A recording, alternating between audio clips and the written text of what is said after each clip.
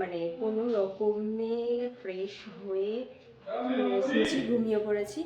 তো সকালবেলা এখন আমরা যাচ্ছি তারাপীঠ মন্দিরে পুজো দিতে।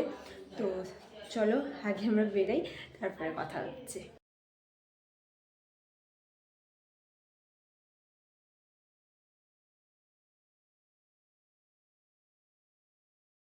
মন্দিরের জন্য রওনা হয়ে গেছি। এখান থেকে মন্দির বেশিটা ডিস্টেন্স না আমাদের হোটেল থেকে, তো ওই জন্য হাঁটা পথেই যাচ্ছি 11 নম্বর বাস ধরে। চলো মন্দিরে গিয়ে দেখা হচ্ছে।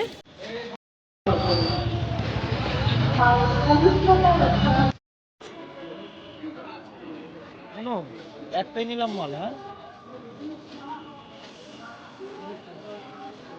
মন্দিরের এলাকার মধ্যে আমরা ঢুকে গেছি। এখানে মালা কিনে নিলে এখানে অনেক দোকান বসেছে।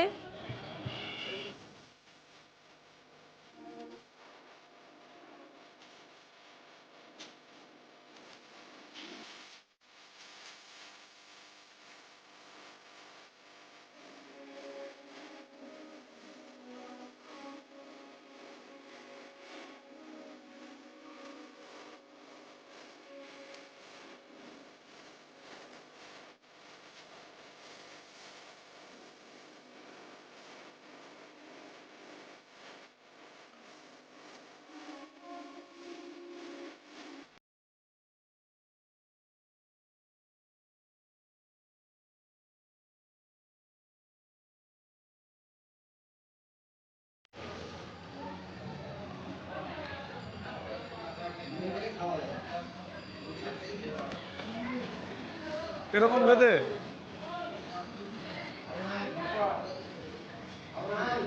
বিরিয়ানির পরে একটু মিষ্টি না হলে ভালো লাগে। আমরা কালকে এই হোটেলটাতে ছিলাম, কিন্তু অনেকটা দেরিতে আমরা পৌঁছেছি, তোমাদেরকে আগেই জানালাম। তো ওই কারণে আর তখন এতটাই এনার্জি লো ছিল যে হোটেলের ভিউটা আর নেওয়া হয়নি।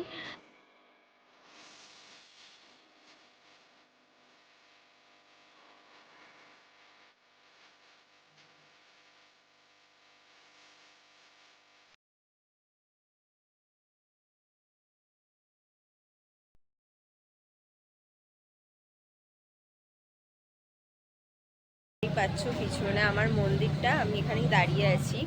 তো এখানে আমাদের হোটেল থেকে এখানে ডিস্টেন্সও মানে অনেকটাই।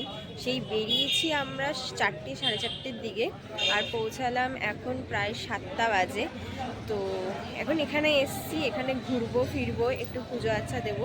এখানে আসলে মায়ের নলি পড়েছিল, তো সেই কারণেই এই মন্দিরটার নামকরণ করা হয়েছে নলহাটি। তো তোমরাও আসতে পারো, তারাপীঠের মন্দিরগুলো খুবই সুন্দর।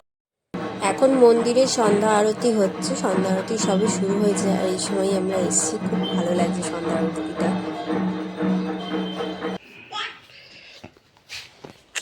সবাই এখন চপ মুড়ি খাওয়া হচ্ছে, আর এখানে আছে চানা, আর এখানে মিঠাই। কোথায় গেছিলাম মানে নলেটেশ্বরী মায়ের মন্দিরে গেছিলাম। নলেটেশ্বরী থেকে ফিরতে ফিরতে আমাদের 9টা বেজে গেছে। এখন আমরা বসে বসে টিফিন করছি। কারণ ডিনার করবো এখনো শিওর নেই, আগে টিফিনটা করে পেটটা ভরাই, তারপরে ডিনারে যাবো। ডিনারে আনা হয়েছে বাটার নান আর চানা। ডিনারটা বেশ জমিয়ে করা হবে। খাওয়া দাওয়া কমপ্লিট হয়ে গেছে, খাওয়া দাওয়া কমপ্লিট করে এখন ফ্রেশ হয়ে যাব ঘুমাতে। দেখা হচ্ছে নেক্সট ভিডিওতে। চল টাটা, গুড নাইট।